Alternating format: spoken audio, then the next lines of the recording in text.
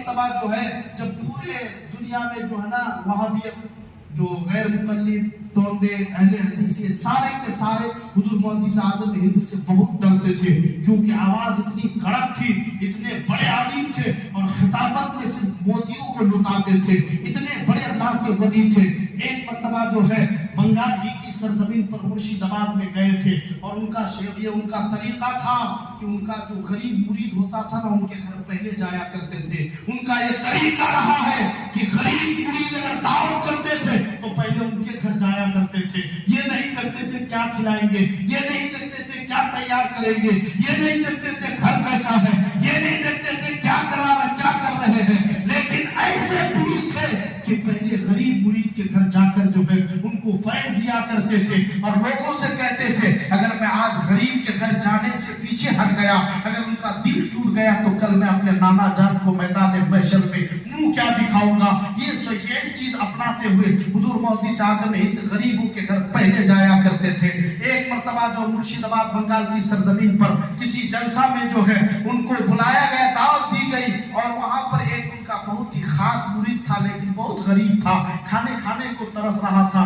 وہ دل ہی دل میں سوچتا تھا کہ کبھی میں اپنے مرشد کو گھر تو لا سکوں گا کہ نہیں، کبھی تو ان کو لا سکوں گا کہ نہیں۔ ایک دن ایسا ہوا کچھ وہاں کے جو وہاں بھی کے غیر مقلدین تھے جو کسی امام کو نہیں مانتے ہیں، ان لوگوں نے سازش کی کہ یہ محمد اعظم ہند جو ہے ان سے بہت ڈرتے ہیں۔ اس زمانے میں جو ہے وہ پورے غیر مقلدین جتنے بھی فرقے والے ہیں اہل سنت کے علاوہ سب ڈرتے تھے۔ ان لوگوں نے چند لوگوں نے مل کر سازش کی کہ حضور محمد اعظم ہند کو آج ختم کر دیا جائے، یعنی ان کی قتل کی سازش کی گئی۔ مسلمانوں اس زمانے میں بھی حق بولنے والوں کو نہیں چھوڑا گیا، تو آج کے دور میں ہمیں کون بخشے گا؟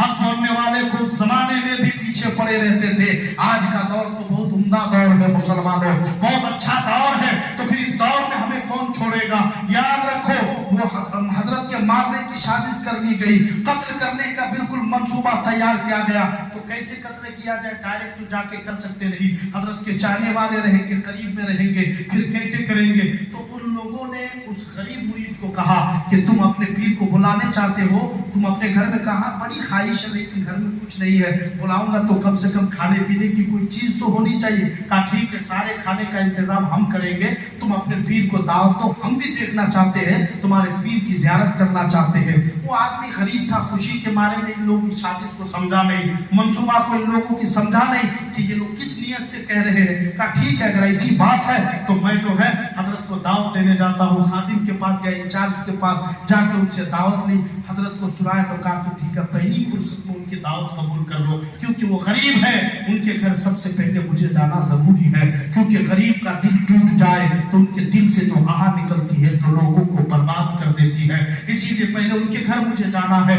دعوت قبول ہو گئی۔ اب جانے سے ایک دن پہلے مرید نے جو ہے حضرت سے ملنے کے لیے گئے، ملاقات کے لیے۔ حضور محمد اعظم ہند نے پوچھا اپنے مرید سے کیا تیار کیے ہو، کھانا کون تیار کرا رہا ہے، تمہارے گھر میں تو کچھ نہیں ہے؟ تو اس نے کہا کہ حضور ایک بڑے اچھے آدمی ہے جو سارے اخراجات آپ کے لیے اور سارے سامان کھانے کے لا کر دیے، لیکن حضرت کی نگاہ ولایت کو دیکھو۔ اپنے مرید سے کہہ رہے یہ بتاؤ کیا وہ دیوبندی نہیں ہے؟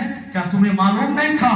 یہ ہکا بکا رہ جاتا ہے اور کہنے لگتا ہے، کانپنے لگتا ہے ڈر سے۔ کہا حضور مجھے تو معلوم نہیں تھا۔ کہا ٹھیک ہے، جب اس کی خواہش ہے تو میں بھی غوث آدم کی اولاد ہوں، کسی کی خواہش کو ٹھکراتا نہیں، اس کی بھی خواہش پوری کر کے دکھاتا ہوں۔ دعوت میں ٹھیک ہے، کل آ جاؤں گا وقت پر، لیکن ایک بات سنو، تم جو غربت کے عالم میں کھانا گھر میں کھاتے تھے، تمہاری بیوی کھاتی تھی، تیرے بچے کھاتے تھے، وہ کھانا بنا کر ایک طرف رکھنا، میں پہلے وہ کھاؤں گا جو تم غربت کے عالم میں کھایا کرتا تھا۔ کہا ٹھیک ہے حضور۔ اپنے بیوی کو آ کے کہا، وہ اپنے گھر کے کھانا بنائے، یہ لوگ بھی کھانا بنائے۔ اب بتاؤ مسلمانوں، کھانا سب ریڈی تیار رکھا گیا۔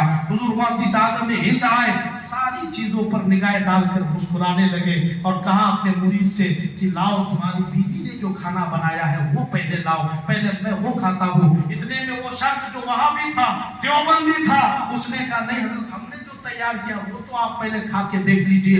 حضرت جلال میں آتے ہیں، کہا میں تمہیں ایک روٹی کا ٹکڑا دیتا ہوں، سالن سے ایک گوشت کا ٹکڑا اٹھا کر دیتا ہوں، پہلے تم کھا کر دکھاؤ، اس کے بعد میں کھاتا ہوں۔ وہ جو ہے ڈر سے جو ہے خوف سے کانپنے لگتا ہے، وہ سمجھ جاتا ہے کہ حضرت کو معلوم پڑ گیا ہے۔ حضور محمد اعظم ہند اپنے غریب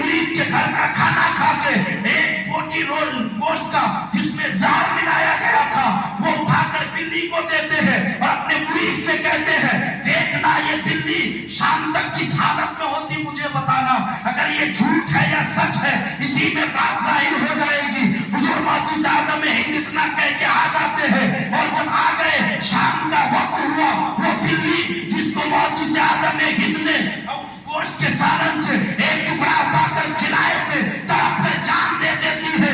موتی اعظم ہند آ کے فرماتے دیکھ لو یہ ہے وہابیوں کی سازش، ایک اولاد غوث اعظم کی جان کے پیچھے قتل کی سازش کر رہے تھے، لیکن موتی اعظم فرماتے ہیں سنو، جس بندے کی حفاظت خدا ذمہ لے لیتا ہے، خدا جس بندے کی جان کی حفاظت کا ذمہ داری اپنے ذمہ کرم لیتا ہے تو پوری دنیا مل کر اس بندے کو مٹا نہیں سکتی ہے۔